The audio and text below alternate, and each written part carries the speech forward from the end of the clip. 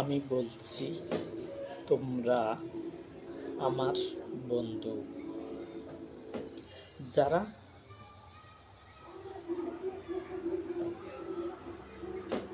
ইমানদার, যারা আহলি কিতাবগুলো মানছে, তারা হলো আমার বন্ধু। যারা আহলি কিতাবগুলো মানছিল, তারা হলো আমার বন্ধু। যারা বিভিন্ন জিনিসের পূজা করছিল, তারা কিন্তু আমার বন্ধু নয়।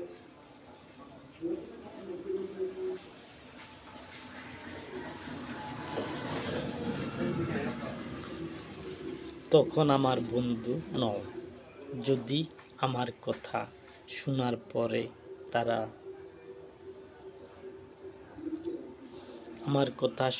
পরে তারা যদি ইসলাম ধর্ম পালন করে, ইসলাম ধর্মের প্রতি আকৃষ্ট হয়, তাহলে তারা আমার বন্ধু হবে। তোমরা সেসব ধর্ম ছেড়ে দিয়ে ইসলাম ধর্মে আসতে হবে। তোমরা মূর্তি পূজা করতে পারবে না। তোমাদেরকে আমি বলি না মূর্তি পূজা করবে, আমি তোমাদেরকে বলি না তোমরা মূর্তি পূজা করবে না। তোমরা যেই ধর্মেতে আসিলে, তোমাদের কাউকে যারা মানছিল ধর্মগুলোকে,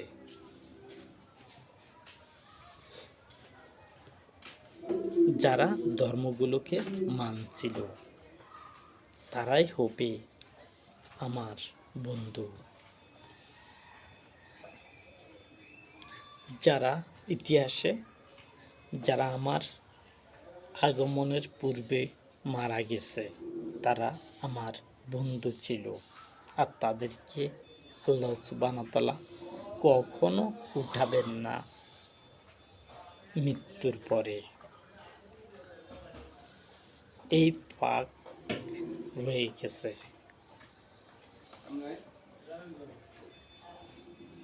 যারা অন্যায় করবে তারাই সাজা পাবে, তাছাড়া সাজা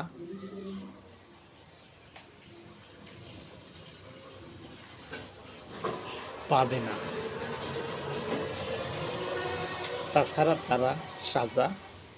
না। যারা অন্যায় করবে তারা সাজা পাবে। অন্যায় যে করবে না, তাকে কিসের সাজা দেওয়া হবে? যারা বিভিন্ন ধর্মের কিছু বানিয়ে তার সামনে মাথা নত করেছে, এইটা রং, এইটা তোমাদের জন্য শোভনীয় নয়। আল্লাহ সুবহানাহু ওয়া তাআলা সেসব কিতাবগুলো পাঠাইছেন, আর তোমাদেরকে বলো না যে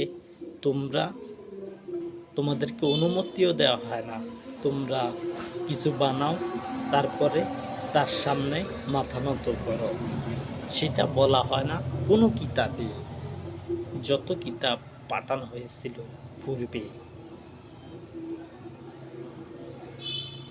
আহলি কিতাবগুলোর মধ্যে,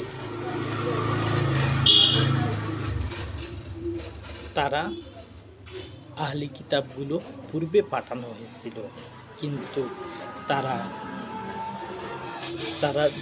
যারা মূর্তি পূজা করছিল, মূর্তিদেরকে বানাইছে আর বলছে আল্লাহকে পাওয়ার জন্য তারা করছে, অথবা ঈশ্বরকে পাওয়ার জন্য তারা মনোযোগী করে মুক্তির প্রতি।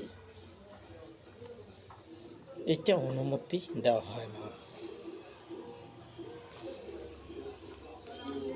মূর্তি পূজা করার জন্য অনুমতি দেওয়া হয় না। যদি অনুমতি দেওয়া হয়, তাহলে তোমরা সেখান থেকে আয়াত ধরে কথা বলো, যদি তোমাদেরকে বলা হয়। আর এটার জন্য ডাক্তার জাকির নায়েক বক্তব্য রাখবেন এটার জন্য। আর আমি তাকে বলছি তার মৃত্যুর আগে যত প্রশ্ন করবে কোনো কিতাব থেকে সেগুলোর পর সেই প্রশ্নের উত্তর যেন ডাক্তার জাকির নায়েক দেন। আর আমি কিন্তু সেই সম্পর্ক বলতে পারবো। কোনো সম্পর্কে যদি তারা বলে আমিও সেই সম্পর্কে বলতে পারবো। হিকমতপূর্ণ কথা হলে বলবো, নয়তোবা আমি বলবো না। কোনো মানুষ যদি হিকমতপূর্ণ কথা বলে তাহলে আমি হিকমতপূর্ণ কথার জবাব দিব। আর ডাক্তার জাকির নায়েক সম্পর্কে কথা বলতে পারবেন যদি তার মৃত্যুর আগে, আমার মৃত্যুর আগে যদি তার মৃত্যু হয়ে যায় তাহলে তো কিছু করার নাই। আর যদি আমার মৃত্যু হয় তাহলে তো সেটা হলো ভিন্ন হিসাব। প্রথমে একটু সমস্যা হবে।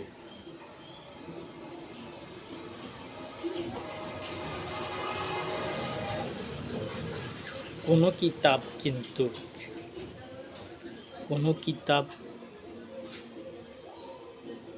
বলা হয় না প্রধানমন্ত্রীদেরকে ধর্ম চালাবার জন্য। ধর্ম চালাইছে কারা? নবীগণ ধর্ম চালু করেছে। আমিও একজন শেষ বার্তা, আমিও একটি ধর্ম নিয়ে সামনে অগ্রসর তোমাদের সামনে। তোমাদের সামনে ধর্ম নিয়ে অগ্রসর।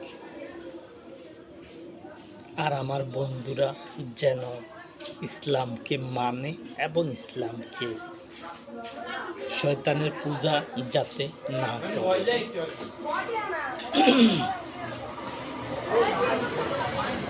শয়তানের পূজা যেন না করে। আহলি কিতাবগণ, যারা আহলি কিতাব আছে তারা যেন শয়তানের পূজা না করে। আমি তাদেরকে বলছি, আর আমি দেবও না শয়তানের পূজা করার জন্য। শয়তানের পূজা কেউ করবে না। তোমরা আসলটা খোঁজো, নকলটার দিকে যাবে না। তোমাদের লাশ বক্তা হলাম আমি। বিশ্বজগতের এই পৃথিবীর যত নবীগণ আসছে, লাশ কিন্তু আমি। আমার পরে আর কেউ তোমাদেরকে জ্বালাতন করবে না। আমি কি তোমাদেরকে জ্বালাতন করছি? আমি তোমাদেরকে ন্যায়ভাবে কথা বলছি, ন্যায়ভাবে কথা বলছি ইসলামকে ক্ষমতা আনার জন্য। আর তোমরা তো জানতে না যে ইসলাম ধর্ম আছে, এখন জানো। আমার কথা জানার পরে জানতেছ যে ইসলাম ধর্ম, তোমরা ইসলাম ধর্মের মধ্যে তোমরা আসছো। যারা মূর্তি পূজা বাদ দিবে তারাই হলো আমার বন্ধু। এমন কোনো সনদ নাই যে আল্লাহ পাক অনুমতি দিয়েছেন তোমরা পূজা করার জন্য বিভিন্ন গাছপালাকে, সূর্য তারকাকে তোমাদেরকে অনুমতি দেওয়া হয় নাই যে তোমরা তাদের ইবাদত করবে। ইবাদত হবে আল্লাহ সুবহানাহু ওয়া তাআলার 2 রাকাত ইবাদত চলবে এক টাইমে। আর তোমাদের মধ্যে ইবাদত হবে 8 রাকাত সালাত হবে।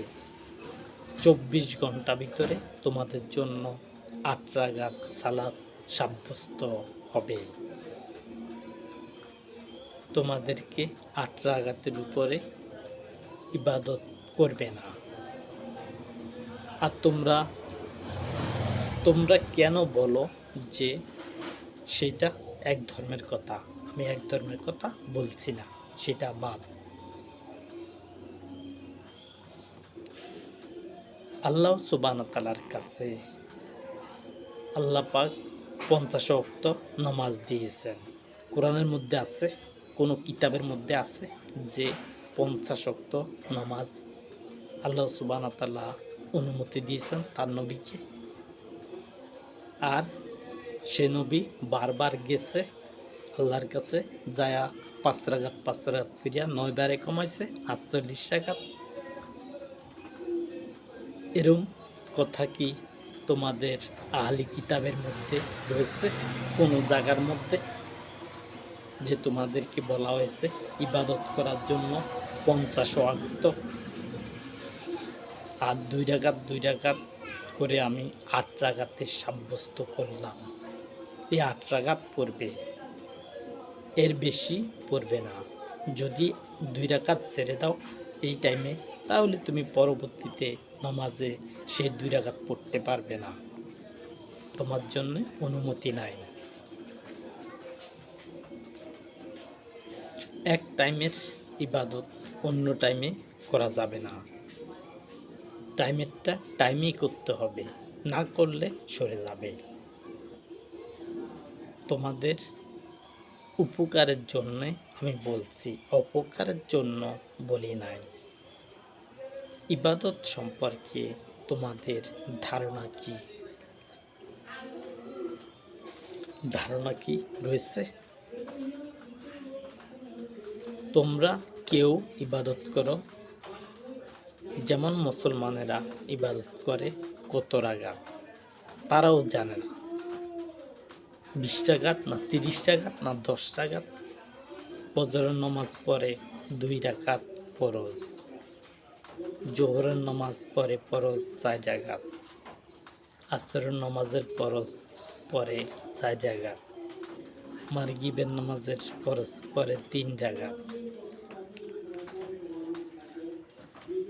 এশার নামাজের ফরজ পড়ে 4 রাকাত। আবার তাহাজ্জুদের নামাজও আছে, সুন্নত নামাজ তো আছে শেষে নাই। এত নামাজ কি হবে?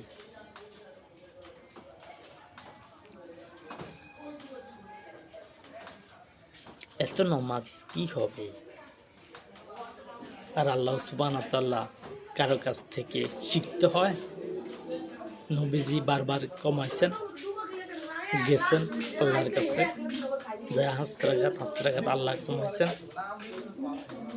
আল্লাহ 5 রাকাত করে কমে 48 রাকাত করছেন, এমন কথা কি আছে